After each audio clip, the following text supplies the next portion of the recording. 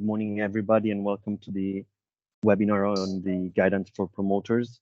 I see we have 116 registered people. Maybe we can start, yeah? Okay, yeah. Let's start because yeah, we have already more than 70 persons in the call. So let's start. Well, good afternoon. My name is Patricia Labra. I'm the convener of the 10-year Network Development Plan Steering Group here at ENTSO-E, and also head of the network planning at Red Eléctrica, the Spanish TSO. Thank you very much for joining us today to discuss about the guidelines for promoters regarding the inclusion of projects in the European Electricity Infrastructure Development Plan, the 10-year Network Development Plan, in its 2024 edition, the TYNDP, as we call it colloquially, yeah. As a reminder, also probably all of you know it very well, the TYNDP provides a pan-European vision of the future system and investigates how power links and storage can be used to make the energy transition happen in a cost-effective and secure way. Yeah. Before starting, I want to share with you two issues, two organizational issues. One is that the webinar is being recorded in order to allow those that cannot join today to see it offline, and in case you have any doubt afterwards, after what we share here today, and you want to take a look to it again. And second is that you can interact with us and send your questions or comments via the chat here in Teams. And at the end, you can also intervene and present your questions in the Q&A session. Yeah. So well, let's go on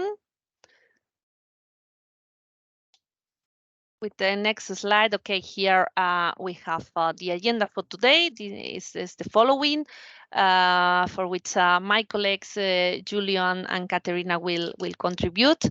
I will give you an overview of the process and the general timeline, and afterwards Julio will show you the application procedure and the timeline with detail and how to submit a project. With the project platform. Caterina will present the main criteria for selection, focusing on the administrative criteria, and Julia again will complement with the technical criteria.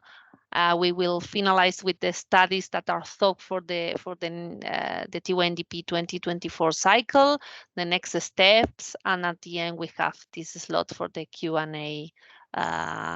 And your interventions. Okay, so let's go with the first.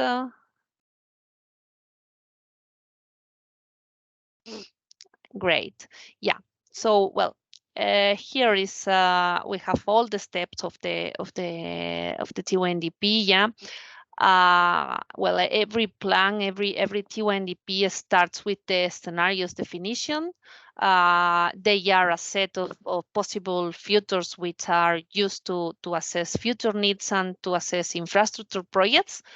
The next step, once we have the scenarios, that in fact we have right now some a public consultation that is ongoing right now regarding the scenario. So I suggest you to take a look to all that information, to contribute with your views to those scenarios and to see the data which are well for 2030, 40, and even 2050.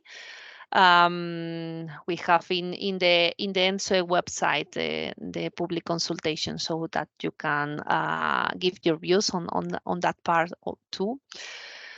The next step after we have the scenarios is to take those scenarios to the network, to the European system, and check which and where are the weak points, that is the identifications of system needs. The third step is the collection of infrastructure projects that should solve those identified needs. And that's it where we are today with all the criteria that are set for these applications. Yeah. In this part of the process, we ask project promoters to propose transmission and storage projects based on the previous needs exercise. So the basis for proposing projects here is the identification of system needs of the 2022, which is available in the ENTSO-E website in the TYNDP part, and you can take a look about where are the main needs, yeah, that have been identified in the previous exercise. The applicant projects there that are compliant with the ENTSO-E guidelines that we are discussing here today, with those technical and administrative criteria, are assessed in the TYNDP and are included in the TYNDP project portfolio, and therefore assessed with a cost-benefit analysis. Yeah. These are the 4 steps of the TYNDP that are responsibility of ENTSO-E, which fit into the PCI process. This project of common interest and project of mutual interest is led by the European Commission.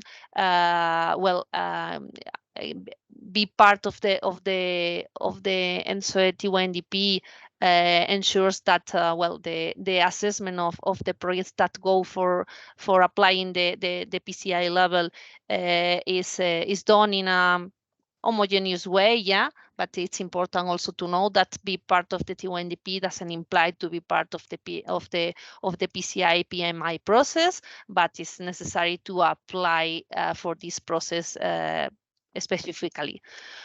And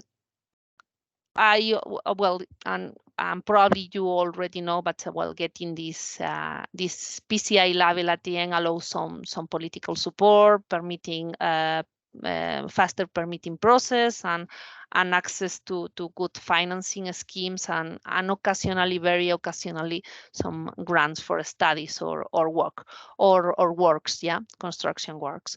It's also important also to say that this is the European process and the European plan, but it's important to mention that this doesn't imply that the national processes are not necessary.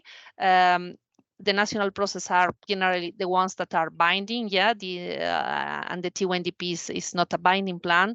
So it's important to go in parallel somehow with the national and the European processes, yeah. Let's go to the next slide. Okay, so from now to the next summer, ENTSO-E will be working in this development of the scenarios and finalizing them. We'll make this identification of system needs will be the step for the next process for the 2026 one. It will be also handle the project collections based on the guidelines that we are discussing here today, with a window from mid-October to mid-November. And after, once the list of projects is clear, each project we will perform the cost-benefit analysis for those projects. The results will be part of the TYNDP that will be out for public consultation, a draft TYNDP, in July 2024. And after gathering stakeholders' views, a new version will be amended and submitted to ACER in October. And after that, and after gathering the ACER opinion, the final version of the TYNDP will be out in Q2 of 2025. Meanwhile, by the end of 2024, the new process of PCI PMIs will start and will use all the information that will be there in the TYNDP document. Okay, so if we go to the next part, I think that I will give the floor to Giulio to go on presenting this part. Thank you. Thank you, Patricia. My name is Giulio Lapera, and I'm the TYNDP project manager in ENTSO-E. I will go through the application procedure and the timeline. So we will go a little bit more into the detail of the timeline.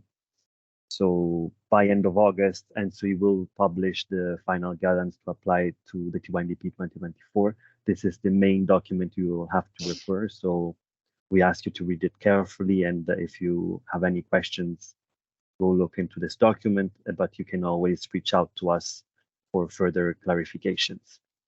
Then we will have a project submission window starting at the middle of September to mid-October, where you will be able to submit your projects following this window. And so you will review the application.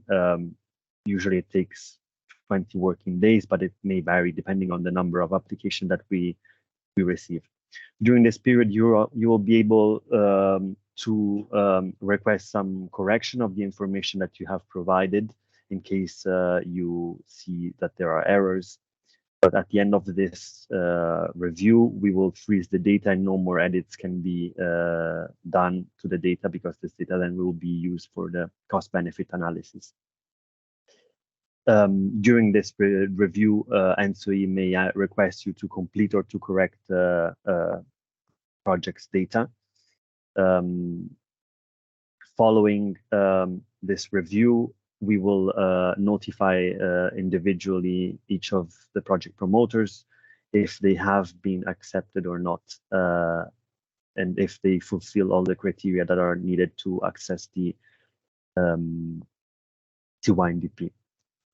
You can always send us a request to review the rejection decision, and we will then reply to you with the reasons of this decision. Then the list of the accepted and rejected projects will be published. During the first quarter of 2024, we will have a workshop or a webinar where we will go through the project level indicators. We will see this later on in the next slides.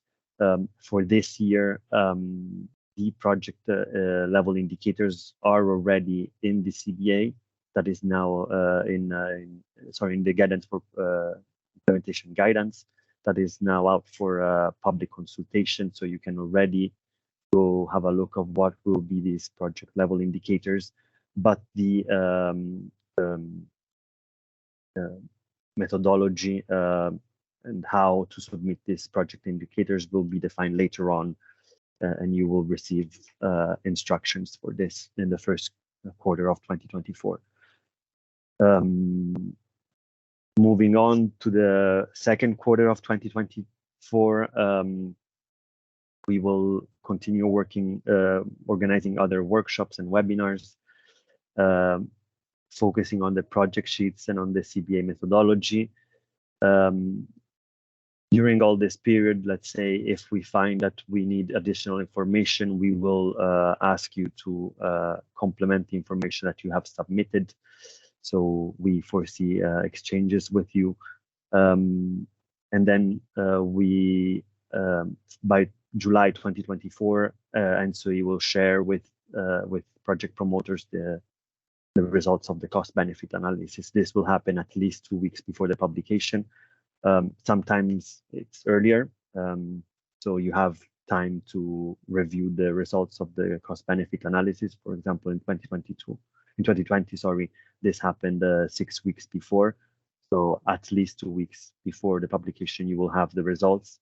And then at the end of July, we will publish in the project sheets the cost-benefit analysis results, and as part of the draft TYNDP 2024 package for the public consultation. As I was saying, from mid-October to mid-November, we will review the application, both for the administrative criteria and technical criteria. So we will ask you for additional documents if missing, or for further clarifications. For doing so, we advise you to check the contact you submit in the project sheets, because that is the way we will reach out to you. and then ENTSO-E usually asks for an answer within 5 working days. So it's very, very important to check that the contact is correct.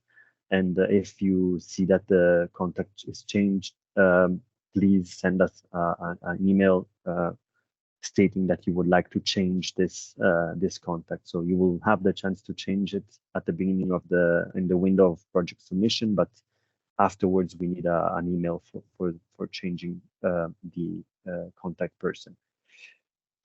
We may also ask promoters to confirm all of part of the data submitted. So if we see that we need some further clarifications and you have submitted this or that data, we may ask you to confirm it to spot errors early in the process and not delay the overall process. So if needed clarifications, we will reach out to you. As I said, the project level indicators, the list of these project level indicators is already available for you in the CBA implementation guidelines, and the requirements and modalities to submit them will be communicated in the first quarter of 2024.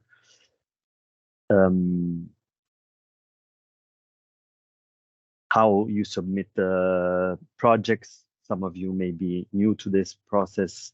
There is a TYNDP 2024 project platform to which you need credentials, and we will see how to ask for the credentials in the next slide. So here you see you can submit both storage and transmission, and you will be asked to complete certain fields based on which one you're selecting. So if you do not have access to this platform, you can send us an email. Your login credentials are your first letter of your name and your last name. For example, for me, it would be G. Lavera. So in order to have access, you must contact us and you must have the login credentials. So moving on, the reference documents, as I was saying, the guidance for promoters is the reference document, and here you will find all the criteria that need to be fulfilled to apply for the TYNDP 2024. We will go further into the detail in the next slides. And for your convenience, we also have a document where we compare the changes between TYNDP 2024 and 2022. You will have the slides at the end of the presentation, and you will be able to click on these links. But these can already be found on the ENTSO-E website, and also in the link that you have used for registered for this webinar. You should already have these documents. Now we move on to the main criteria for selection, and I will pass the floor to Caterina. Hi, good morning. Thank you, Giulio. Good morning to you all, and thank you for participating in today's webinar. My name is Caterina Makos, and I'm a member of the TYNDP steering group. So I will present you the eligibility and administrative criteria for a project to be included in the TYNDP 2024. So to begin with, for a project to be included in TYNDP 2024, certain eligibility, administrative, and technical criteria must be fulfilled. As you can see, project promoters belong in different categories. Accordingly, the documentation that must be submitted is related to which category a promoter falls under. To apply a transmission project, a project promoter could fall under category A, that concerns TSOs, and is divided in 3 subcategories depending on if a promoter holds a transmission operating license and is a member of ENTSO-E, A1, or is not represented within ENTSO-E, but the project is at least partly located in a country represented in ENTSO-E and is of European relevance, A2, or a project promoter is licensed to operate within a regulated environment, such as Altos in Great Britain, and the project is at least partly located in a country represented in ENTSOE and is of European relevance, A3. Also, a promoter of a transmission project could fall under category B, that concerns non-TSO promoters, and specifically under BA, if a promoter is exempted or applying or intending to apply for such an exception, pursuant to Article 63 of Regulation 2019-943, or under BB, it is yet to be regulated in accordance once again with a regulation and is applying or intending to apply for regulated status. In case you have any doubts in which category your company belongs to, please contact us as soon as possible. It would be preferable not to wait until the submission opening, as we will have to check with our legal team and it might take a few days to reply to you. So now we can move on to the next slide. Thank you. To apply a storage project, it is much more simple to fulfill the eligibility criteria, as all storage projects belong to category C. As long as the project is planned to be developed in a country represented within ENTSO-E, while respecting the technical limitations as said in Annex 2 of the TYNDP regulation. So that means that they are directly connected to high voltage transmission lines for a voltage of 110 kV or more. Now we can move on to the administrative criteria. So, regarding the administrative criteria, all promoters must fulfill the mandatory requirements and at least one of the additional administrative criteria. Of the 4 mandatory criteria presented here, criteria B, C, and D apply to all promoters, transmission and storage, while criterion A, unbundling, applies only to transmission promoters. For A, unbundling, a transmission project promoter must provide proof of complying with the European legislation, meaning that he is either a TSO, unbundled, or he is intending to apply for regulated status, certification, or exemption from unbundling, depending, as we mentioned before, in which category a transmission project promoter falls under.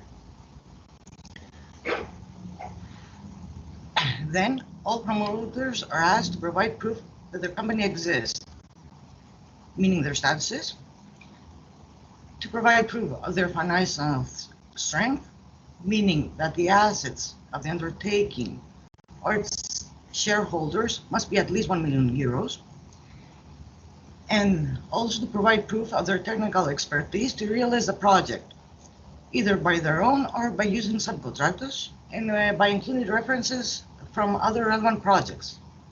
This could be proven by providing a company's annual report, a company's website, brochures, or any other document that can show us that you are able to develop the project. So we can move on now to the additional administrative criteria. Thank you. So here we have the additional administrative criteria, where a project must fulfill at least one. If a project meets one of the following criteria, along with the mandatory criteria, the administrative criteria will be completed. The additional criteria are related to the type of project and the status of the project. So, if a project holds the PCI label in the latest available PCI PMI list, the project could be included in TYNDP 2024, independently of project type and status. The same applies for transmission projects that hold the PMI label in the latest PCI PMI list, or a project that is included in the latest available version of the National Development Plan of at least one ENTSO-E country hosting the project. If a project is under consideration and has the member state or NRA support, or has a pre-feasibility or a feasibility study completed or undergoing, it could also be included in TYNDP 2024 if the relevant documentation as described in the guidance is provided. Also, for storage projects that are either planned or in permitting or under construction, a signed agreement with all involved TSOs, members of ENTSO-E, could be provided for inclusion of the project in TYNDP 2024. The same applies also for transmission projects that are under consideration. Transmission projects that have received a definite rejection of a grid connection request cannot be included in the TYNDP unless there are material changes that allow to reopen the grid connection process with the TSO. And last, if there is a valid, not rejected application for exemption, a transmission project that is either planned or in permitting or under construction could be included in TYNDP 2024. So once again, if you have any doubts of fulfilling the eligibility or administrative criteria, please contact us in advance of the submission window opening so we can have the time to go through your concerns with our legal team. Now we'll give back the floor to Julio to continue with the required technical criteria for project inclusion in TYNDP 2024 in the next part of today's webinar. Thank you very much. Thank you very much, Caterina. So regarding the technical criteria, we will not go into details because this would make the presentation very heavy. But you can refer to the sections 2.2.2 and 2.3.2 of the guidance for promoters. We really advise you to refer to this document for any question and to check the criteria. Here we have a summary of the main criteria that have to be fulfilled. So project promoters are asked to fill a technical description and to provide the location of the project.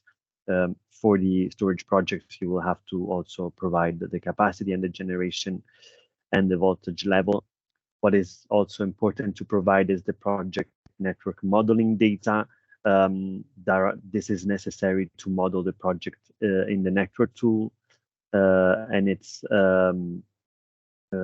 needed for ENTSO-E to perform the network studies, for example, for the losses calculation. This is needed only for the projects that have a commissioning year that is up until 2034. Because in the next slide, we will see that we'll see it further. The studies that we envisage for the 2024, you can see that for the central scenario with 2030, with projects that are commissioned until 2034, we will have a full CBA, including network computation. For the variant scenario, we will only do market-only CBA, so a lighter CBA assessment, but we will still assess the B6 indicator.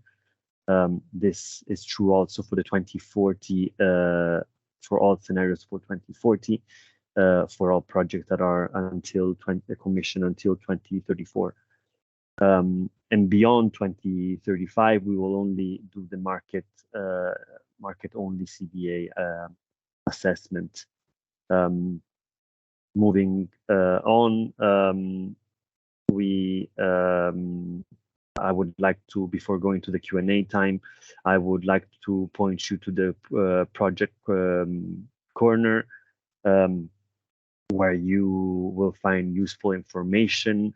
You will find the guidance for promoters and all the relevant documents. You will find the recording to this webinar and also the slides. You'll have the link to the platform that I have shown you before, and you also can register to our main mailing list. This is a different mailing list, so in the project collection, you're asked to fill in the point of contact for your project.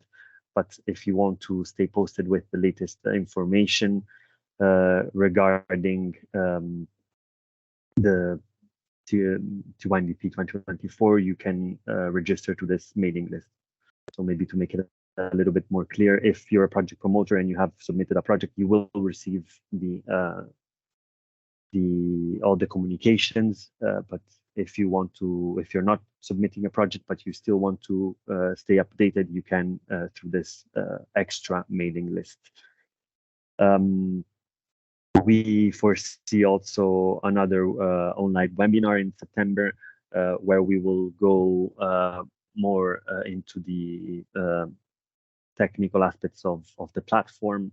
So we will show you the platform and the different fields that have to be filled in, and this is more to support you in the application process. This is still to be confirmed, but you will receive a confirmation in the next month regarding this webinar. So maybe we can open to the Q&A. I see already that we have some questions in the chat. So yeah, the slides will be shared with you together with the recording. Yeah, regarding Benjamin, regarding the next one, that it's related to the relationship between the TYNDP process and the PCI list.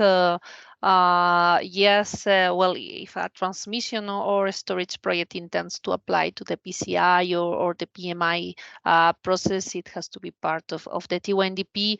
And then the reason there is that, well, is to ensure a comparable assessment to the rest of the project. So in that sense, for the information that is required to make the assessment by the European Commission, yeah, the TYNDP is the sole basis. So it should be part of it.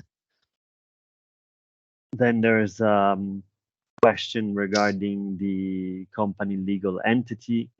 If they have less than 1 year of existence, can the capitalization be demonstrated by making reference to the ultimate parent company? For this question, we have to refer back to the legal team of ENTSO-E. So if you can send us an email with this question, then we will reply to you. And we can also look at your specific case.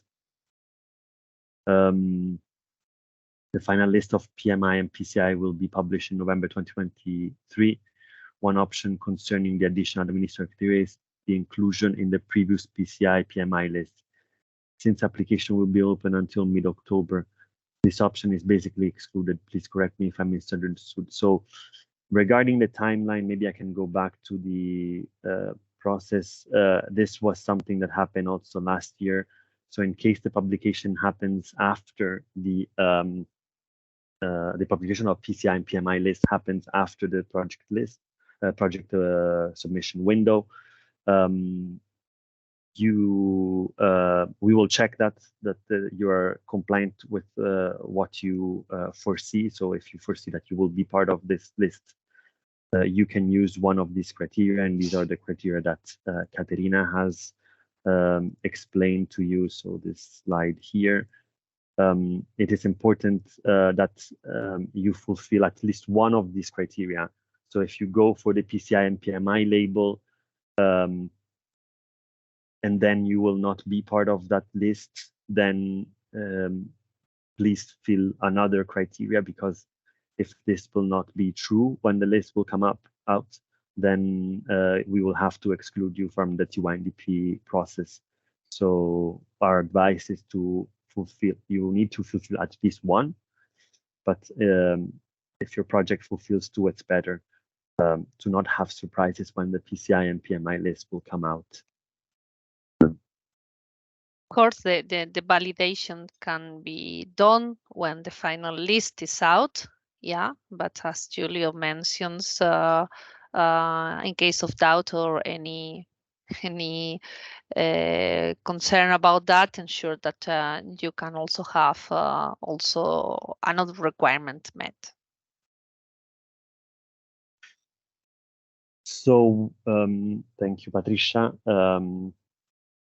Moving on to the next question, for projects already included in the TYNDP 2022, would a new full submission be needed to be made, or the current project sheets can be updated?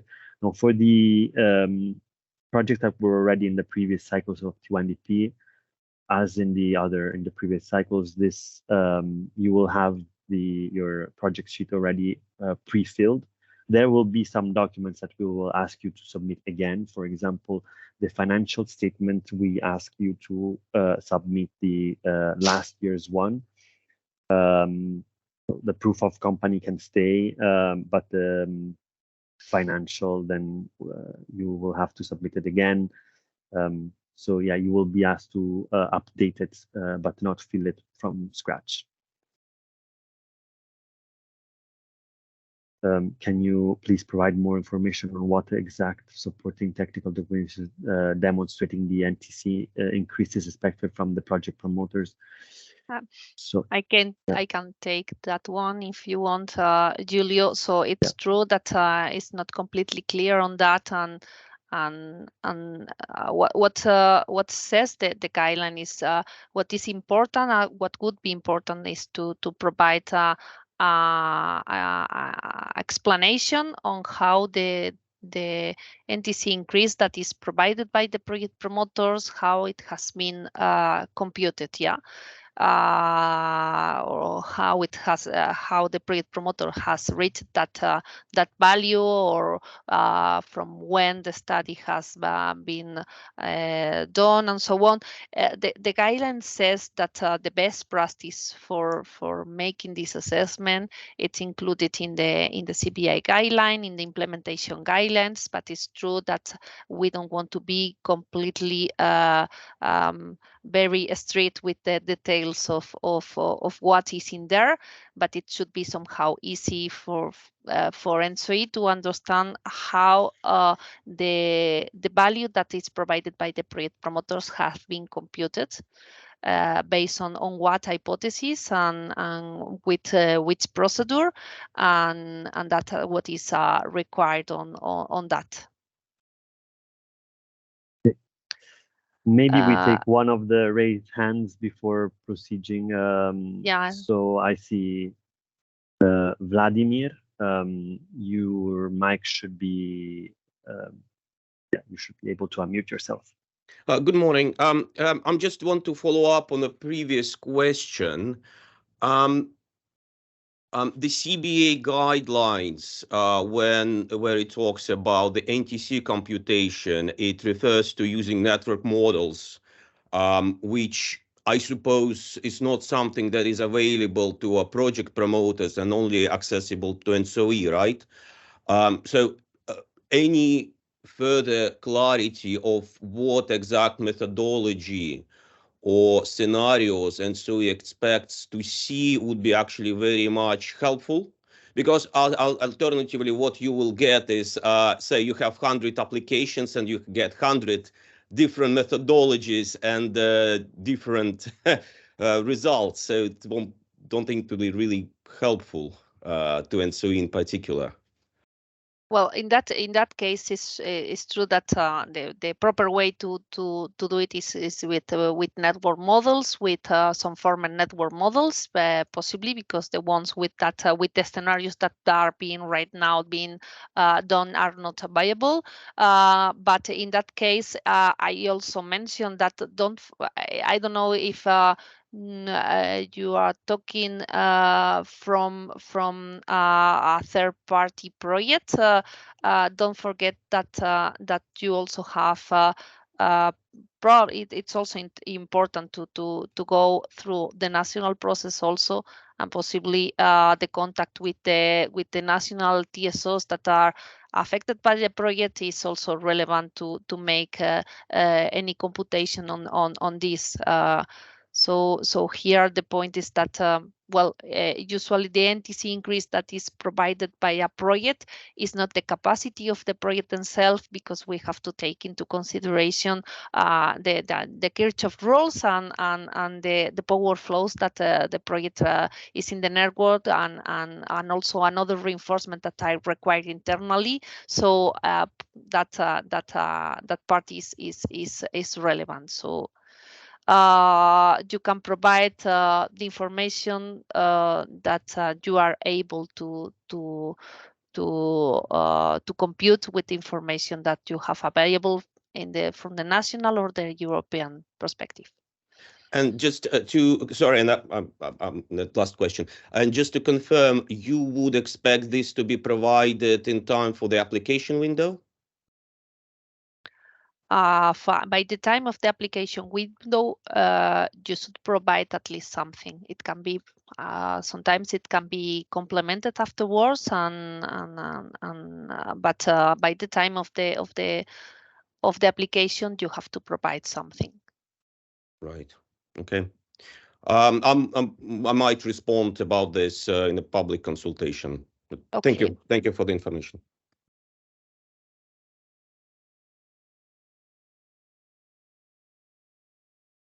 We have another question. If there are several potential storage projects, sorry, no, there was one before. Can you please clarify if projects can be only internal at member state level or must be cross-border between 2 or more member states? So according to the guidance, you can have internal projects, but these have to have an impact on the cross-border net transfer capacity. So you will have, maybe I can, yeah, if we find it in the guidance for promoters, there is a section explaining this, but I think this answers your question. If you need further explanation, I can send you by email the section.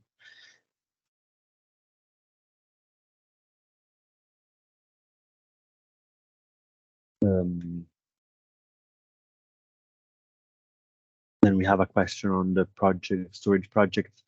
It is advisable to the group to group them into one project or be submitted are a separate project if there are several potential storage projects. Maybe Patricia, you can, if we have multiple, if we have several potential projects, storage projects, should project promoters group them together, or should they do a submission for each single project? Yeah, I would suggest that it should be separate projects. Each of them should fulfill the requirements and take into consideration that if in case that they have different time horizons or different progress, and in case that they will finalize to go and they intend to go to the PCI process, I guess that is more interesting to have them separately and to have individual assessments. But each of them should fulfill the criteria. Then we have a question on insurance costs. So please, can you confirm how insurance costs should be treated? Merchant interconnectors have to procure this from commercial markets. With less TSO may be able to self-insure, thereby potential distorting cost reporting. This is a very specific question. Maybe we ask our legal team on how this can be treated. And if you can write us an email, we will respond you with the answer of our legal team. Guidance document also makes reference to hybrid projects besides transmission and storage. Could you explain further on this definition and the projects that could be eligible?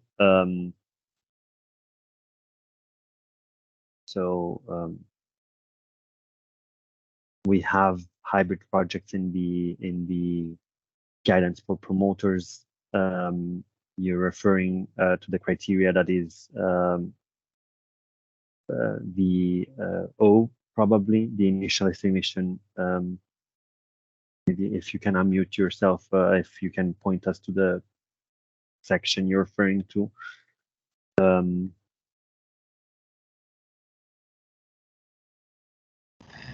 Julia, I can actually answer this one.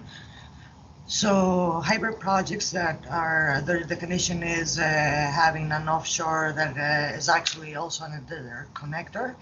falls under the transmission projects. So do radial offshore projects. So they must fulfill the criteria for transmission projects.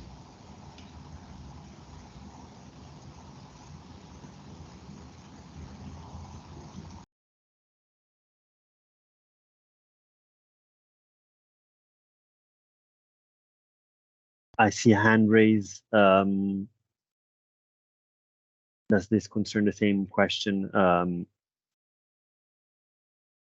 Or is it a different question? It's a different question. Yeah. Okay, well, I think we have answered the previous question.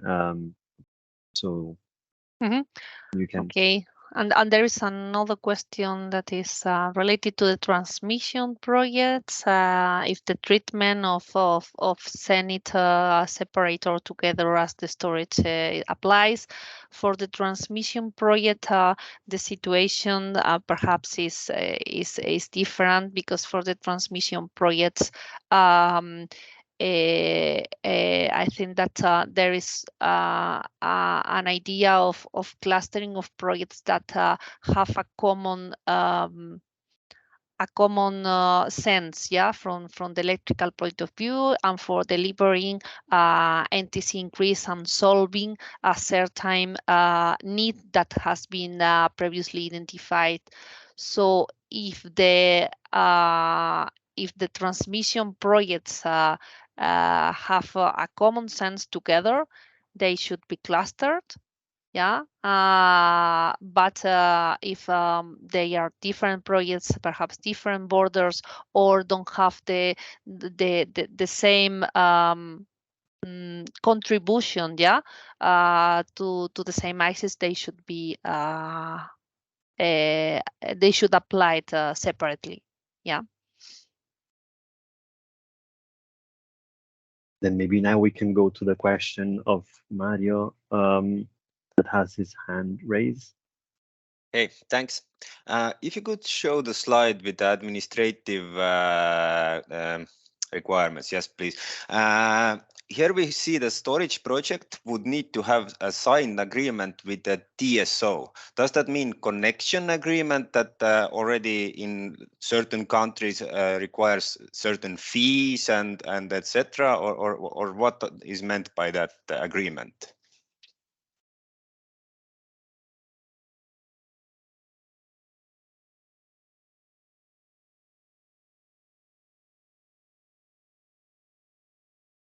Did you hear my question? Yes, yeah. Do I need to elaborate what I meant, or is that understandable?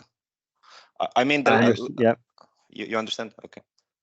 I don't know, Katerina, if it's in the we have lost her. It's about the point of the sign agreement with the involved TSOs, yeah?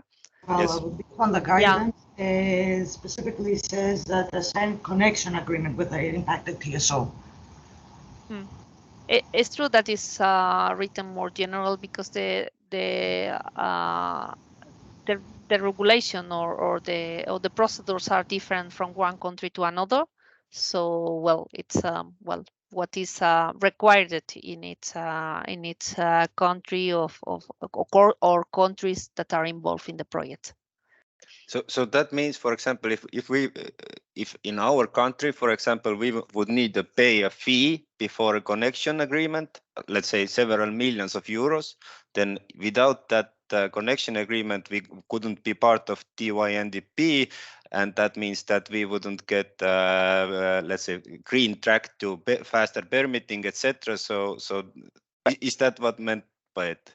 Well, that's, I guess, that is an agreement that is for a project that is quite advanced. I don't know if there are another type of agreements before for conceptual project, for assessment, or for well, for the technical assessment. I don't know. Yeah. So if the only possibility in the country is that one that you mentioned, and you are not yet in that status of the project, perhaps you should go to the previous step, which is the feasibility or pre-feasibility study done or ongoing, or the application, well, or the request to the TSO to assess the project and check if the project is compatible with the national plan and network and so on. It depends from country to country.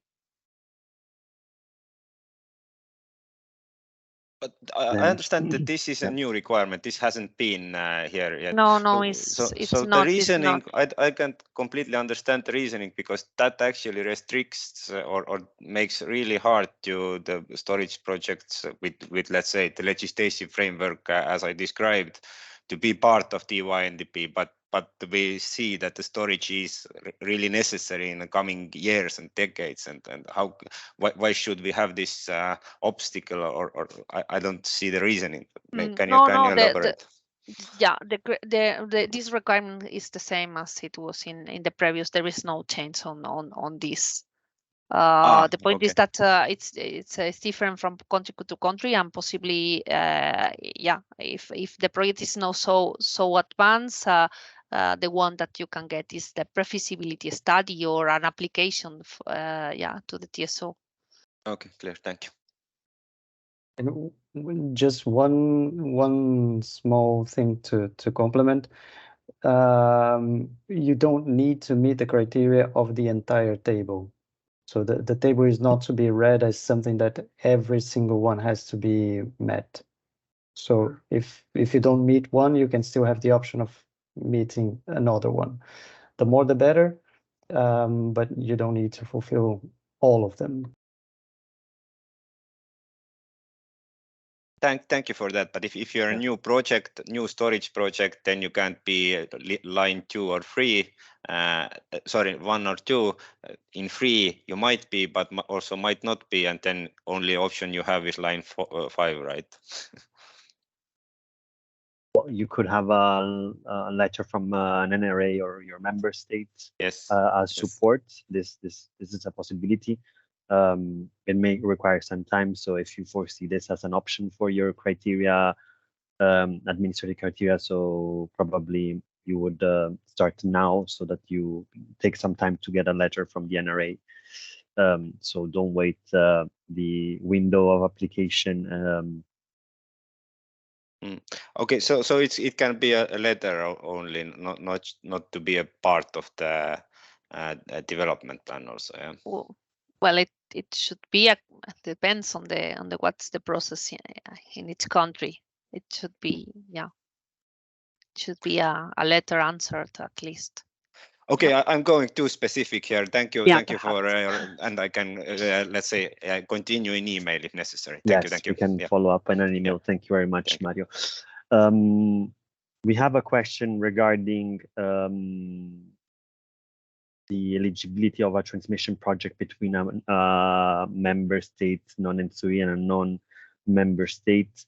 For the eligibility, you're referring to TYNDP, I suppose. For the PCI, you have specific notes that they can apply for PMI process, but not for PCI process, unless they fulfill the criteria that are mentioned in the rest of the point where they actually have an impact on the cross-border of 2 member states. So for TYNDP, you can submit these projects and then we will assess them. Mm-hmm. Okay, for the TYNDP there is no distinction for the PCI PMI. This part is relevant because in principle the project can only apply to one of the processes, or PCI or PMI, and for the PCI can only apply if it's clear that it has that influence that Julia mentions.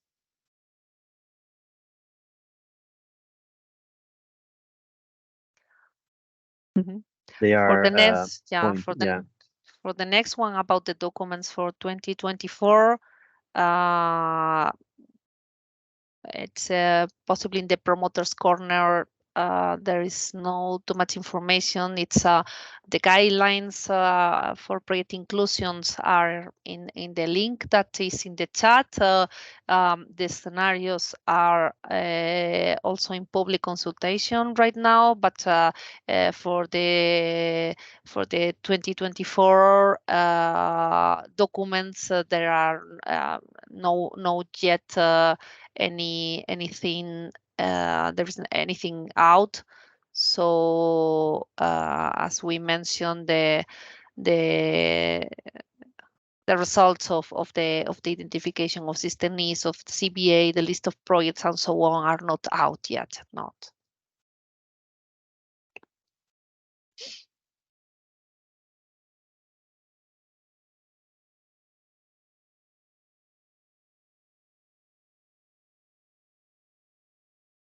Okay, Silea has responded to this question further in the chat.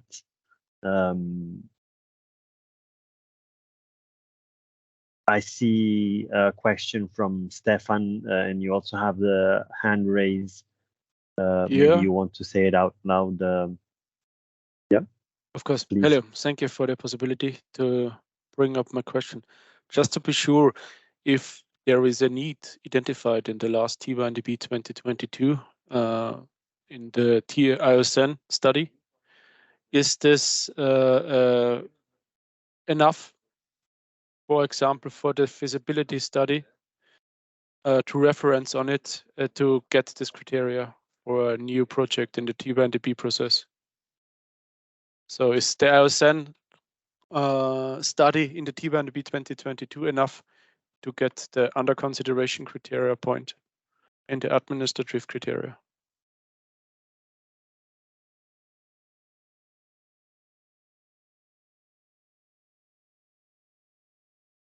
For this question, I should dig into the guidance for promoters. I don't know if Caterina or Patricia, you know, or Rodrigo.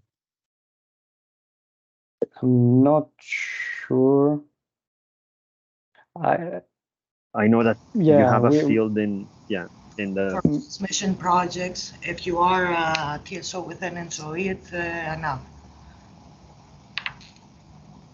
Okay, thank you. So I don't have to do additional study. I can refer to the IOSN if I agree with my neighboring TSO, for example. Okay, thank you.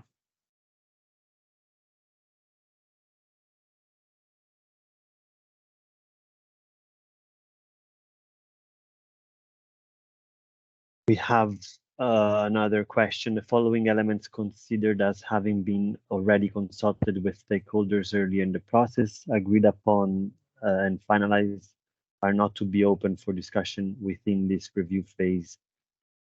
Scenario assumptions and data CBA methodology in force and project data submitted within the process.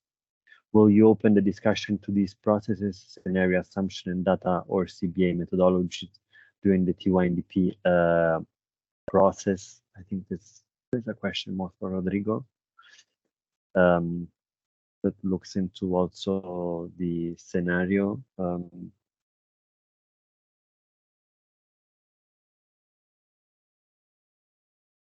Yes, so Patricia, please go ahead if you want. No, yeah, I just going to repeat a bit something that has been already said, that for the scenarios are being right now consulted in public consultation. Once they are finished, in the rest of the process will not be open for discussion. So the point to set the scenarios is now. The point, we also had a previous consultation during the spring regarding the scope of the TYNDP. So that part is already also closed. The implementation guidelines will be also consulted later in the process. But once those different steps are closed, they cannot be open in the late part of the assessment of the projects. I see Leah has shared the link. Sorry, Rodrigo. Yeah. Yeah. Okay. And the CBA methodology, has been under public consultation very early this year, has been submitted to the European Commission, ACER, and member states on the 24th of April, and we should receive the official opinion from ACER in the coming weeks.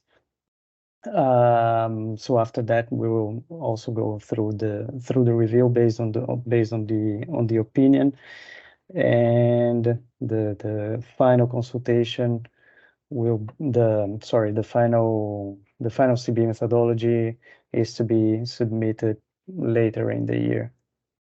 But again, as Patricia was saying, they have their own processes, their own consultations, their own submissions, and once those are closed, they are closed from each individual project process.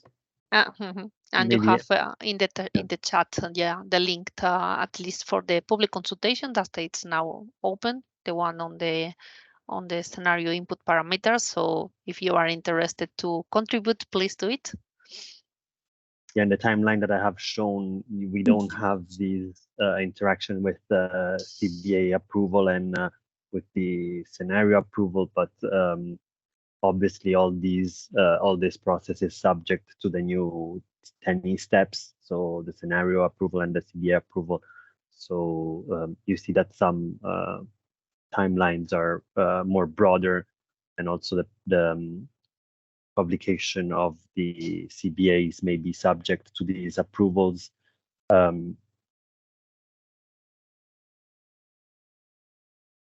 I don't know if we have other questions for the moment. I don't see anything in the chat.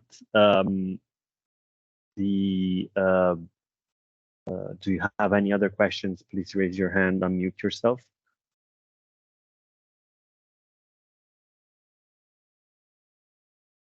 Otherwise, if you can always reach out to me. Here you have my email, and I will share the deck of slides and the link to the recordings in the Project Promoters Corner. Thank you. Yeah. Thank you. We wait for your feedback during the public consultation, and of course any additional issue can be also handled by Julio by email. Thank you. Thank you all very much. Bye. Thank you.